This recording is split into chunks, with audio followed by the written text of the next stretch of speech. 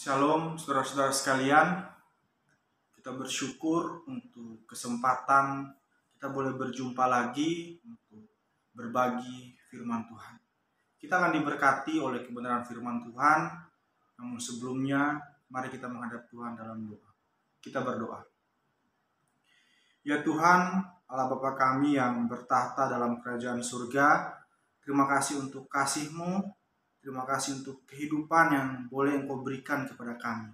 Pada kesempatan ini Tuhan, kami akan merenungkan firman-Mu. Berkati firman-Mu ini, biarlah firman-Mu ini mendapat tempat dalam hati dan hidup kami, dan kami boleh menjadi pelaku-pelaku firman-Mu. Terima kasih Tuhan, inilah doa kami, ampuni segala dosa kami, dalam nama Tuhan Yesus kami berdoa. Amin. Ya, saudara-saudara sekalian yang diberkati oleh Tuhan, kita bersyukur berada di negara Republik Indonesia yang sangat kita cintai, di mana ada begitu banyak keberagaman. Kita begitu beragam, baik dari aspek suku, bahasa, bahkan agama. Ya.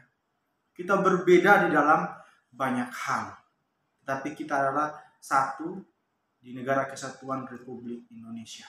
Nah, saudara-saudara sekalian yang diberkati oleh Tuhan, bagaimana kita menyikapi perbedaan-perbedaan tersebut?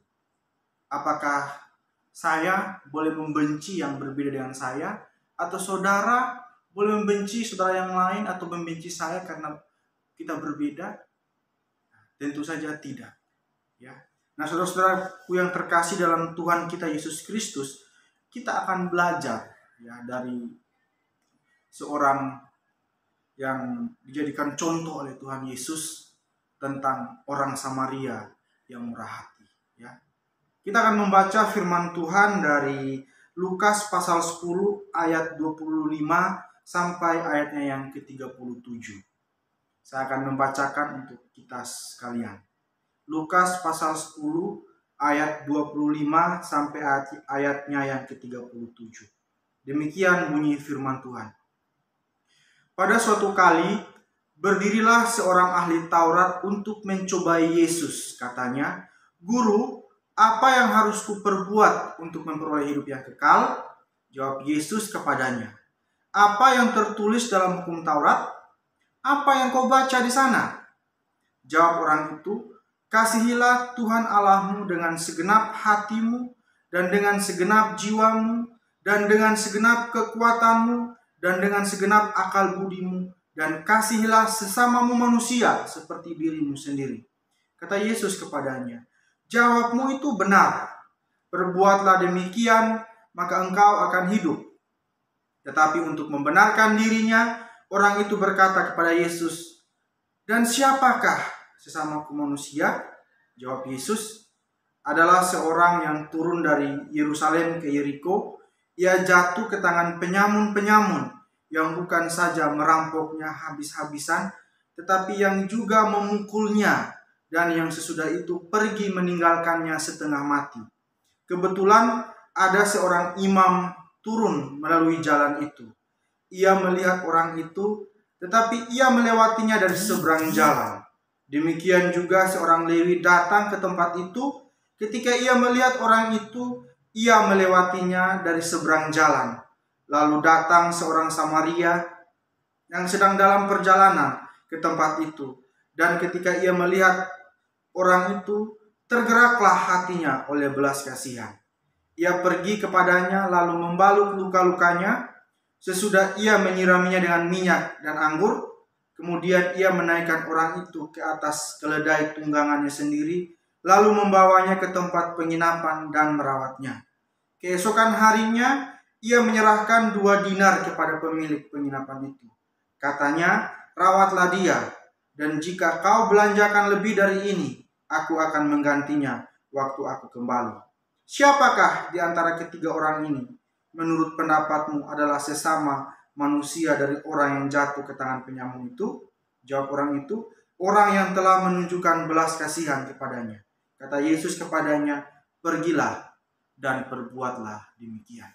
Saudara-saudara yang saya kasih dalam Tuhan kita Yesus Kristus, firman Tuhan yang sangat indah, ya, yang kita baca pada kesempatan ini. Orang Samaria yang murah hati adalah kisah yang dikisahkan atau diceritakan oleh Tuhan Yesus untuk mengajar tentang arti kehidupan kepada ahli Taurat. Jadi tema kita dalam perenungan firman Tuhan ini adalah memiliki sikap kemurahan hati. Nah, saudara-saudaraku sekalian yang diberkati oleh Tuhan, kita membaca pertama di ayat firman Tuhan, bagian ayat pertama firman Tuhan ini, bahwa ahli Taurat memiliki pertanyaan yang sangat bagus sekali kepada Tuhan Yesus, ya, karena dia bertanya mengenai suatu hal yang sangat inti, yaitu tentang hidup yang kekal. Nah, saudara-saudaraku yang terkasih, pertanyaannya sangat bagus, tetapi motivasi bertanyanya tidak bagus. Kenapa saya katakan demikian? Karena dia bermaksud untuk mencobai Yesus dengan pertanyaannya itu. Dan maksud mencobai dan Yesus terjebak sehingga dia punya alasan untuk mempersalahkan Yesus. Tapi kita tahu bahwa Yesus adalah Allah sejati dan manusia sejati. Pikirannya tidak terbatas. Pikiran kita manusia terbatas, tetapi pikiran Yesus tidak terbatas. Karena itu dia menjawab, ya, dengan sungguh luar biasa. Dan bahkan ketika ditanyakan tentang apa inti daripada hukum Taurat, yaitu kasih, ya. Ketika ahli Taurat bertanya kepada Tuhan Yesus, ya, Yesus menjawab, apa yang harus, ya, ketika ahli Taurat bertanya, apa yang harus kulakukan untuk memperoleh hidup yang kekal? Yesus bilang, ya, lakukan apa yang dikatakan Taurat. Yaitu kegenapan daripada hukum Taurat adalah kasihilah Tuhan Allahmu dengan seluruh totalitas kehidupanmu. Itu hukum yang pertama. Dan hukum yang kedua yang sama dengan itu adalah mengasihi sesama. Kasihilah sesama manusia seperti dirimu sendiri. Tuhan meminta dia untuk melakukan hukum kasih. Tapi di sini dia malah bertanya, siapakah sesama manusia? Nah, dari sinilah kita belajar bagaimana kita menghayati, bagaimana kita memahami ajaran Tuhan Yesus tentang kemurahan hati. Nah, saudara-saudaraku yang terkasih dalam Tuhan Yesus Kristus, memiliki sikap murah hati. Apa itu murah hati? Kita bisa belajar dari orang Samaria, di mana dia menolong, dia tergerak oleh belas kasihan kepada orang yang dirampok oleh penyamun-penyamun, kemudian dia dibuat setengah mati, ya. Dia dihajar habis-habisan dan dibuat setengah mati. Karena itu, ketika kita melihat bahwa yang pertama ada imam yang lewat, imam itu lewat dan dia mengabaikan. Ya, sepertinya dia bilang, tugasku harus melayani di bait Allah, harus cepat-cepat. Padahal dia selalu belajar tentang Taurat. Kemudian ada orang Lewi. Orang Lewi pun orang yang dikhususkan untuk melayani Tuhan juga. Tetapi dilewati begitu saja orang yang sudah hampir mati. Kemudian datang seorang Samaria. Dia membalut luka-lukanya, kemudian dia membawa ke penginapan agar dia bisa dirawat di sana. Dan kemudian dia masih berkata kalau kepada penjaga penginapan itu, kalau dia membelanjakan lebih dari yang sudah dikasih, yaitu 2 dinar, dia akan menggantinya ketika dia kembali. Itu adalah aplikasi daripada kasih. Jadi murah hati itu adalah aplikasi atau implementasi daripada kasih. Ya, kita dalam kekristenan diajar bahwa kita harus selalu mengasihi dengan kasih agape.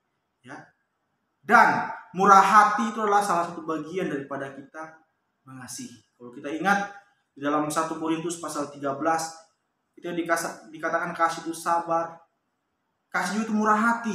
Ya, itu dikatakan dalam 1 Korintus pasal 13 ketika berbicara mengenai kasih. Tetapi kasih tidak hanya sekedar teori saja, tapi harus ada praktiknya. Nah, saudara-saudaraku yang terkasih dalam Tuhan Yesus Kristus, jadi murah hati adalah tindakan nyata, tindakan yang terwujud dari rasa belas kasihan sebagai wujud kita sudah melakukan kasih. Ketika kita mengasihi orang lain, ketika kita mengasihi sesama kita manusia, maka kita pasti akan murah hati. Ketika ada yang kesulitan, kita tolong. Ketika ada yang menderita, kita bantu.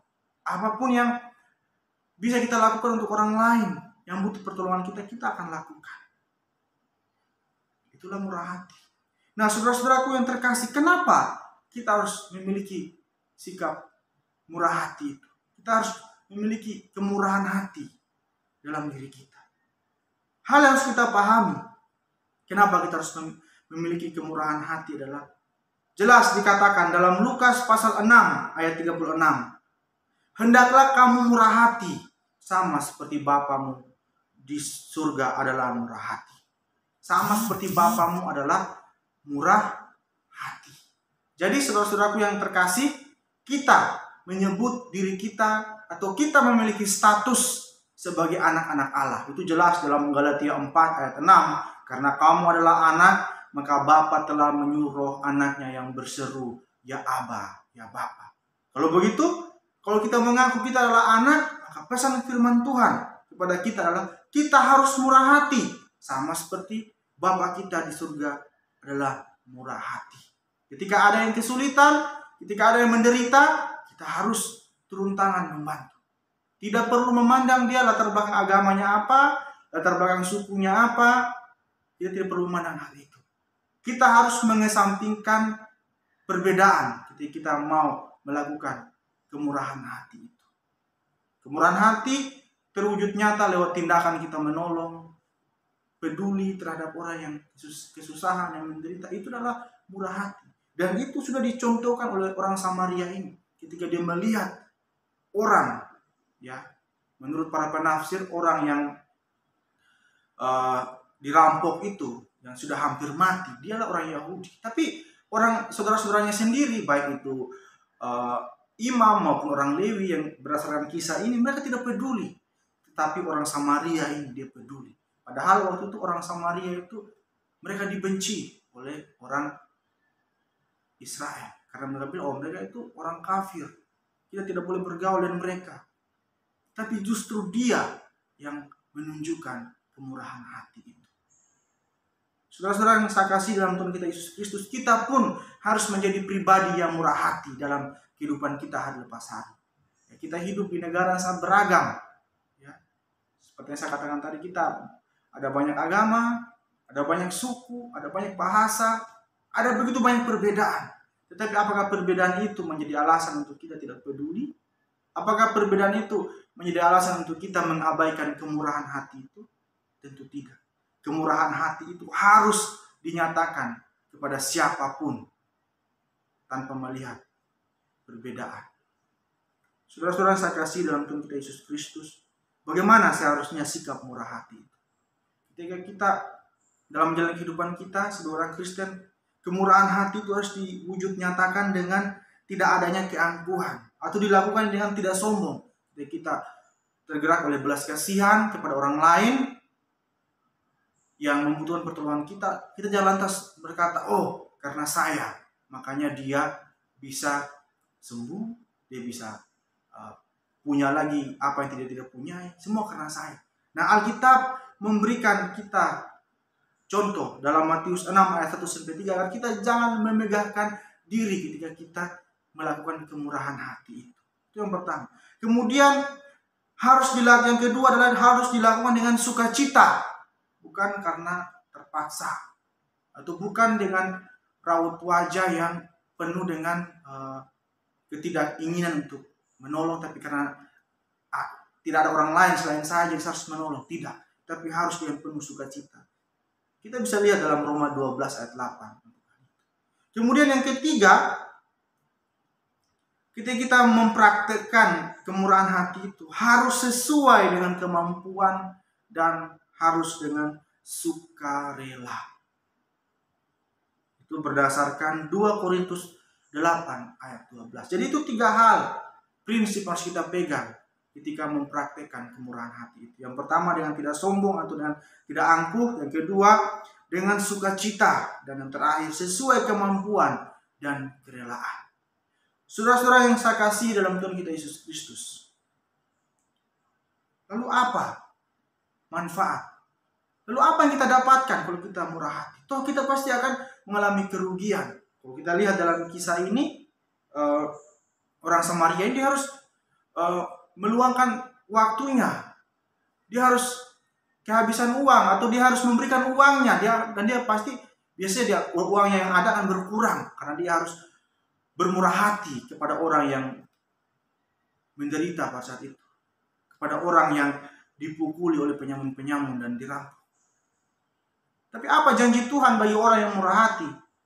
Jelas bahwa Tuhan akan memberkati orang yang murah hati. Kita akan melihat 3 bagian firman Tuhan yang menegaskan tentang hal yang akan didapatkan oleh orang yang murah hati. Yang pertama, Mazmur 41 ayatnya yang kedua.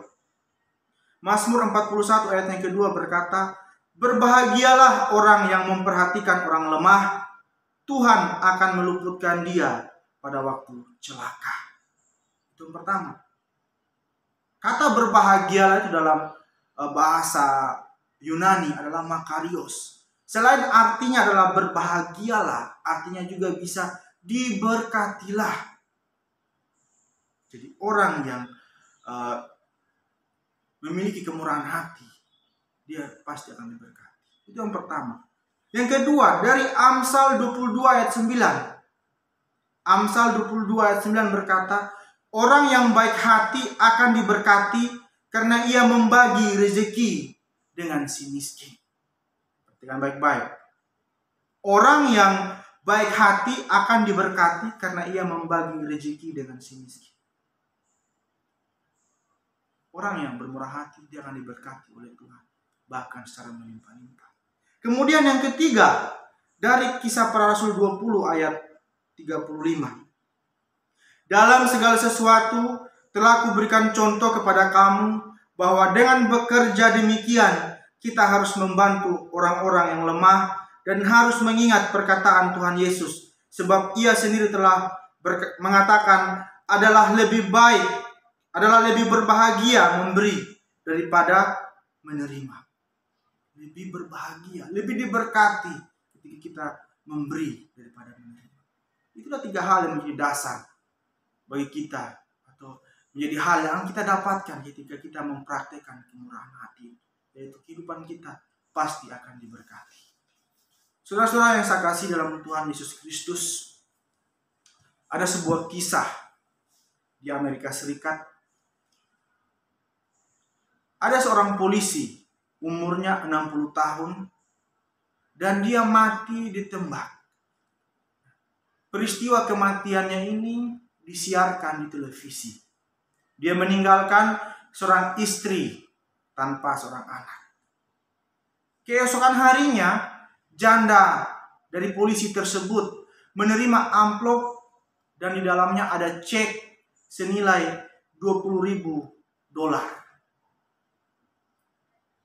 Entah datangnya dari mana, tapi dia menerima amplop dan cek senilai $2.000.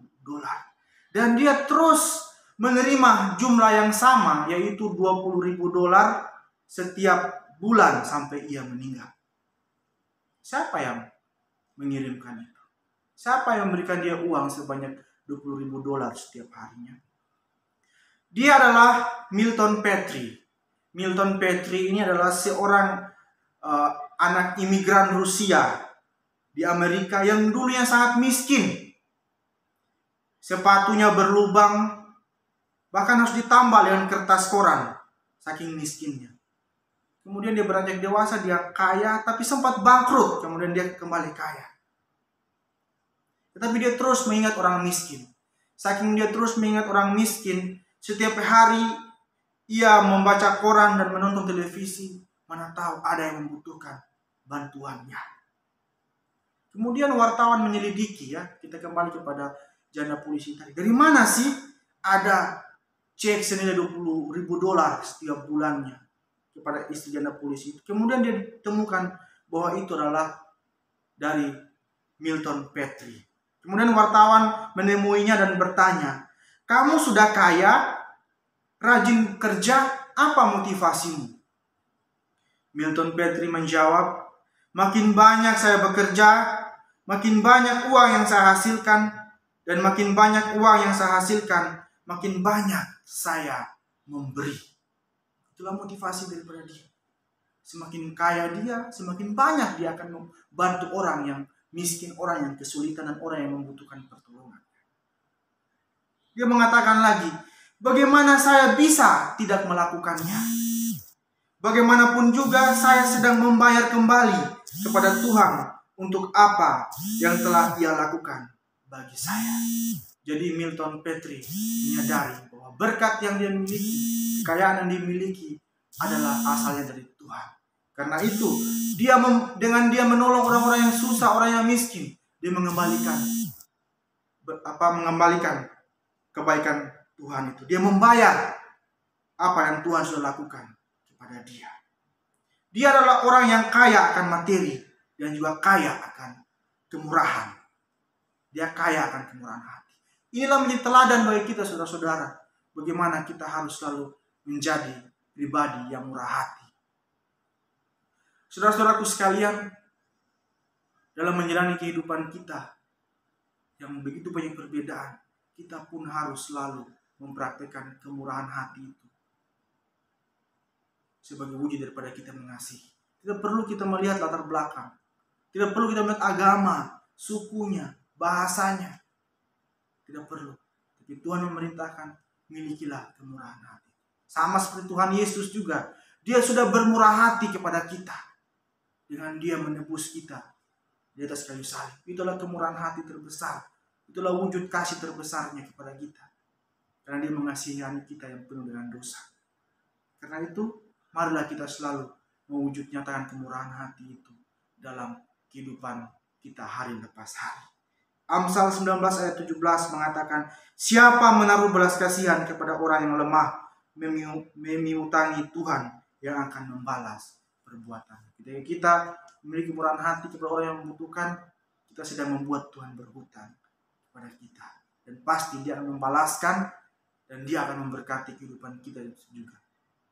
Kiranya Tuhan menolong kita, Tuhan memberkati kita dengan firman-Nya. Kita berdoa. Ya Tuhan, Allah Bapa kami yang bertahta dalam kerajaan surga, terima kasih untuk firman-Mu. Biarlah firman-Mu ini boleh kami aplikasikan dalam kehidupan kami hari lepas hari, dan kami boleh menjadi pelaku-pelaku firman-Mu Tuhan. Terima kasih Tuhan, kami berdoa buat bangsa dan negara kami. Kami menyerahkan pemimpin kami, Pak Jokowi, bersama wakil dan seluruh jajaran menteri, serta kepala-kepala daerah Tuhan. Memberkati mereka dalam setiap tugas dan tanggung jawab mereka. Biar lewat mereka, bangsa kami boleh semakin hari semakin maju Tuhan. Terima kasih Tuhan, apapun yang terjadi dalam negeri kami ini, kami serahkan dalam tangan kasih-Mu dan berkati kami selalu Tuhan. Pimpinlah kami selalu, ingatlah akan orang-orang yang membutuhkan uluran tangan-Mu, dan biarlah semakin banyak orang, semakin banyak kami yang memiliki kemurahan hati terhadap lingkungan sekitar kami. Terima kasih Bapa, ini doa kami. Dalam nama Tuhan Yesus kami berdoa. Amin.